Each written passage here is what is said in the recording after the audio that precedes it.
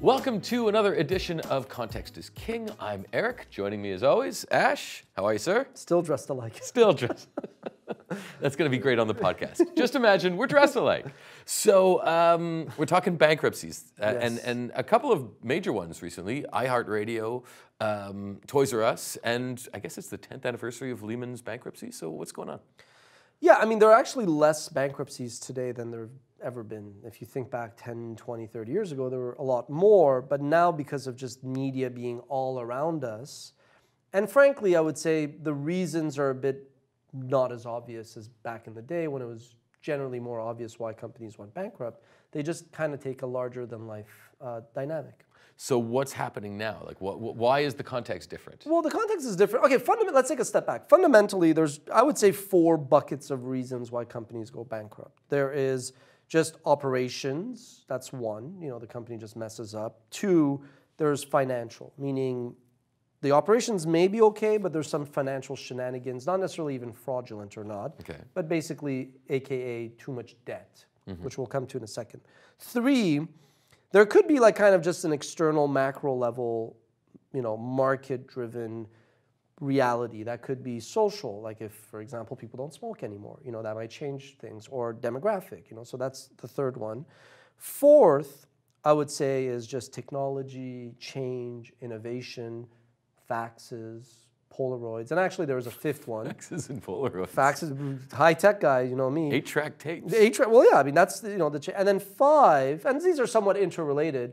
5 is actually also, I forgot, not 4, there should be a 5th one, which is legal. Think of Napster, right? I mean, boom, if you're doing something and somebody comes and lowers the broom, you're screwed. So those are the 5 reasons. Now, if you ask me about iHeartRadio, I would say it's not really legal, and it's not really, it is change and innovation in that now you got satellite radio, you got the internet. So iHeartRadio used to be Clear Channel.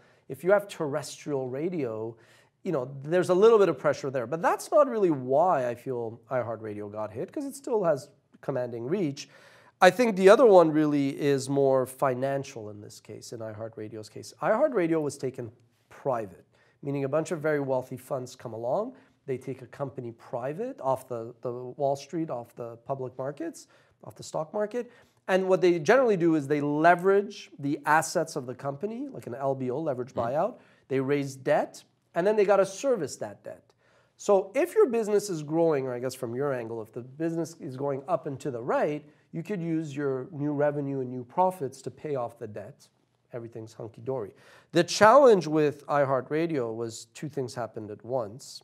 One was less people listening to terrestrial radio and more debt than ever, meaning more interest expenses. So it was kind of like a perfect storm. Now, Toys R Us, slightly different. But I would get the sense, let's say, for example, you know, Toys R Us, you kind of get it because it's an old company that hasn't been innovating. You go into the stores in the last couple of years and they seemed a bit more dreary and everything. Whereas iHeartRadio seemed to me to be at least plugging itself as the revolution, and everybody's in and we're growing. So I was very surprised to hear about iHeartRadio and not so surprised about Okay, like again, you know, we've been around for 13 years. We've at one point or another had some kind of like discussion for partnership. So ages ago, I was pitching radio companies quite aggressively saying, you guys have this commanding daily presence. People come and listen to you. Imagine if like you drove people to your website. So if you were interviewing you know, Bon Jovi because they're getting in the Hall of Fame. Imagine if you then drove people to your website and we had all these videos about Bon Jovi, and then, you know, it makes total sense. Yeah. No, it totally makes sense. But companies are lazy. Companies are complacent. So if you're iHeartRadio, you see, like iHeartRadio could have bought XM satellite radio ages ago when it wasn't worth much, and they didn't, right? And that's just history repeats itself. So with iHeartRadio, I think it was just kind of like, yeah, we're good, we're comfortable, until, oh my God, you're not comfortable. With Toys R Us, I think if you look at the 5 things I said, I mean, remove legal, there's no real legal. Technology, you're right, people start shopping at, you know, Amazon or online. And 15 to 20 years ago, Toys R Us, I was watching something that Gary Vaynerchuk was saying about, and I actually didn't even know this, but it's true. They outsource, Toys R Us outsource fulfillment to Amazon. Yeah. So if you don't have that expertise and you say you don't care about the internet, what does that say about your DNA and your culture? But really, Toys R Us also went crazy with debt. So again, it's usually debt. It's not You know, the market you could adapt, technology you can always catch up. Look at Walmart. Walmart was not a tech-savvy company.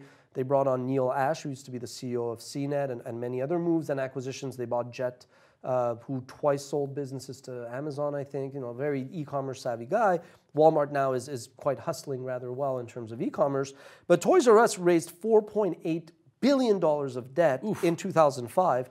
That's annual payments of $400 million. Now, if you combine lower retail sales with sales shifting to the online stores, then it's a falling sword and there's nothing you could do. So the last one is actually also, how many kids did your parents have? 2. Okay. Okay, that's different. So right, so I think I'm going to anticipate where you're going here. We probably read the same thing. Right, so declining birth rates. It's not crazy.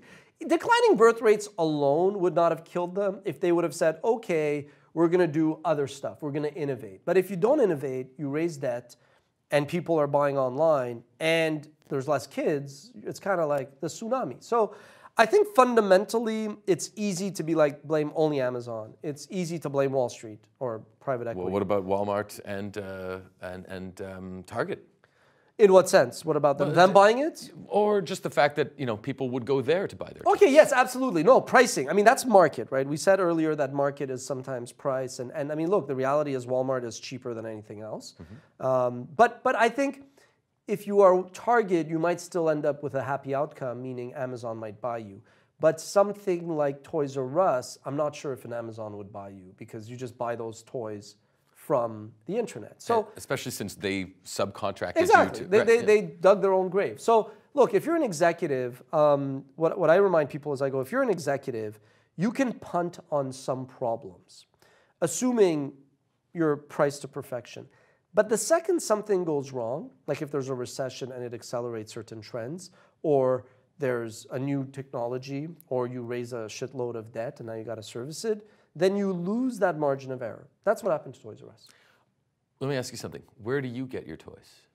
I mean, for your kids. Yeah, I was like, where are we going with this question? I get online. No, it's a no-brainer. I mean, I'm 30. I turned 40. I don't even... If I could never go into... The only store I like to go into is to buy fruits, groceries, meat. Right. I don't want to... I don't want like some... I don't want some drone to throw a big roast beef on my roof and we have to go get it. I don't want some robot to deliver the apples and then it kills me. So could they have... I mean, if they had realized, as Gary V had said, if they had innovated and found a way to really be... No, because I don't think some companies can innovate. I also think, like, realistically, you know, it's like saying, oh, the government's going to change. No, the government's not going to change, you know. So I don't necessarily think Toys R Us would have had any other outcome, but I would say they maybe accelerated their demise through debt, not embracing technology, and externalities like people having less kids. And frankly, my kids don't really play with toys as much as they spend time on their iPad and their iPhone. Or listen to Context is King. Of course, they're downloading right now. They're on bikes, keeping those views numbers up. Child labor jokes, can't make them anymore. No, so that's the thing. It's just a perfect storm. I don't know where I'm going to get my toys. I guess I'll go online, but I'm going to miss that jingle. I don't want to grow up. Well, it's also possible somebody buys them and does something else, because that is part of, like, when you go bankrupt, I also want people to understand, as a company, it's not the end. It's really just a tool to restructure and take care of your assets. So I think Toys R Us in one shape or another will emerge from this, but it'll be a different company. Context is always king. Thanks very much, Ash. You're welcome. Let us know what you think in the comments. We'll talk to you next time.